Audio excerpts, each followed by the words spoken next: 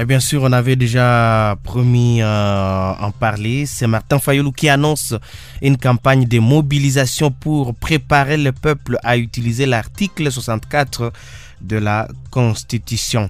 Ici, c'est Martin Fayoulou et la coalition Lamouka qui ne décolèrent pas au sujet des élections générales prévues en décembre prochain en République démocratique du Congo.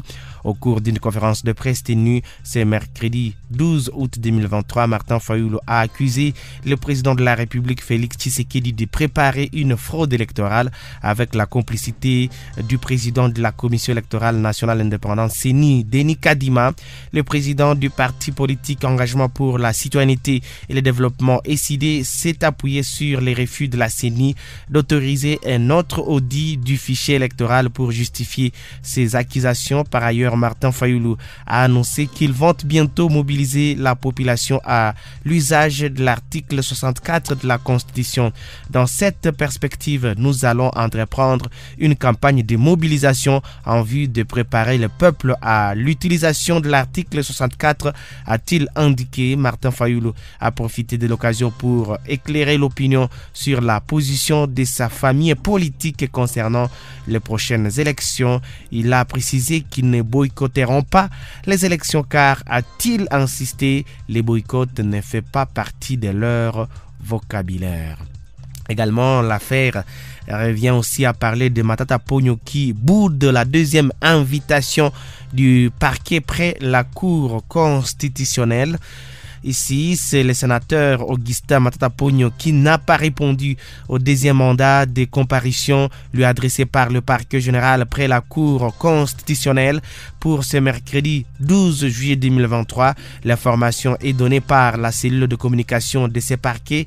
L'ancien premier ministre devrait répondre à l'invitation de la justice sur les dossiers de biens aéranisés, mais aussi au sujet des fonds destinés au parc agro-industriel de Bukangalonzo.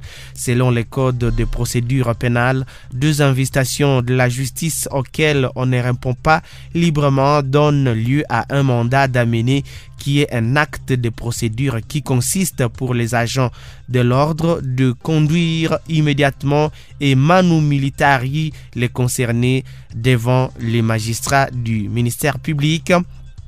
Selon les sources auprès du parquet près la Cour constitutionnelle, au lieu de répondre à l'invitation du PG, Augustin Matata a préféré adresser entre-temps une correspondance au parquet près la Cour de cassation où il renie encore une fois la compétence de la Cour constitutionnelle de juger un ancien premier ministre sur les faits commis dans le cadre de l'exercice de ses fonctions.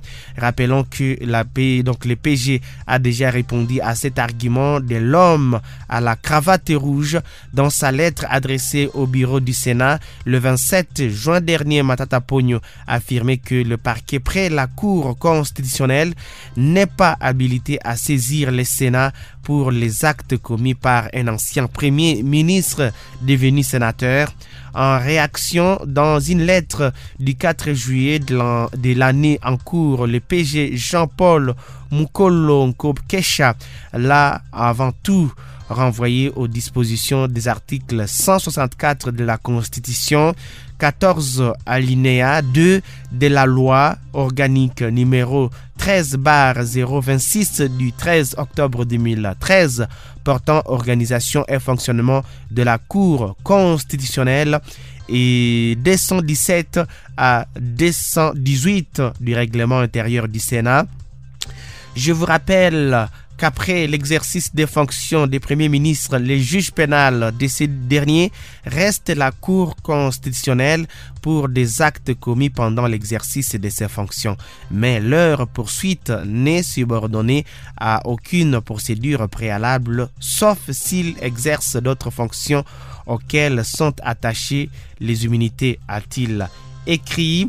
Parlant du dossier bien aérianisé, le PG a indiqué qu'un procès verbal d'audition n'étant pas une instruction préparatoire devant le parquet. Il précise que, faute d'une note de classement sans suite dûment signée, l'instruction de ces dossiers est en cours.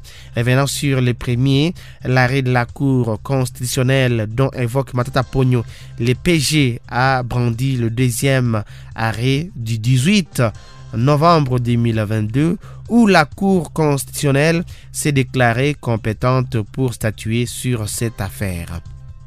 Voilà l'actualité à vous proposer ce matin dans le cadre de cette deuxième partie de cette antenne.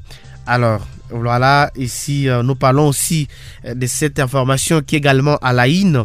C'est un groupe pro-pouvoir qui porte plainte contre Fridolin Ambongo et Fulgence Muteba, également Donatien Chole qui est visé par cette plainte. Il y a également Blaise Kanda. Parlons-en ce matin ici, c'est dans une courte vidéo diffusée le 11 juillet 2023, un groupe affirmant être proche du président Félix Tshisekedi a annoncé avoir déposé une plainte auprès du bureau du procureur général près la Cour de cassation contre les évêques catholiques André-Joseph Ambongo, Fulgence Muteba, Blaise Kanda et Donatien Chole. C'est à la une, bien sûr. Ces groupes se faisant appeler les Njoyi accusent ces évêques de compliquer le régime suite au dépôt de la plainte. Monsieur Fantôme a déclaré « Nous allons mettre un terme à cela car cela va trop loin. Ces individus sont venus rendre notre vie difficile dans ces pays. Récemment, les tensions sont apparues entre l'Église catholique et les régimes de Félix Tshisekedi. Lors d'une visite à Mbuji-Mayi, le président a exprimé ses préoccupations concernant les dérives au sein de l'Église qui pourraient mettre le pays à danger. Suite à ces développements, un porte-parole de la conférence épiscopale nationale du Congo a déclaré à Radio Okapi que ces poursuites étaient dénuées de fondement et n'avaient pas été officiellement notifiées aux évêques.